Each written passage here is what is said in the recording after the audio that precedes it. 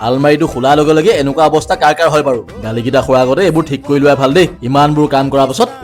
okay লাগি গলো খানা পিছে মায়ে চব ৰেডি কৰি থৈ গৈছিলে থালিখন বোলো ময়ে সজাই লওঁ কিন্তু কিবা এটা আধৰুৱা লাগিছে ন এই গাহৰিটো নাই অ এনেকুৱাতে মোৰ মনত পৰিলে যোৱাকালি শতাব্দী নামৰ এই মৰম লগা ভণ্টিজনীয়ে তেওঁলোকৰ পিকেলেচিয়াছৰ পৰা মোলে এটা গিফ্ট লৈ আহিছিলে আৰু পিকেলেচিয়াছ হৈছে শিৱসাগৰৰ এটা খুবেই পপুলাৰ হোমমেড আচাৰৰ কোম্পানী এতিয়া ইয়াতে মোলে কি দিছে মই দেখাই আছো ৰ'ব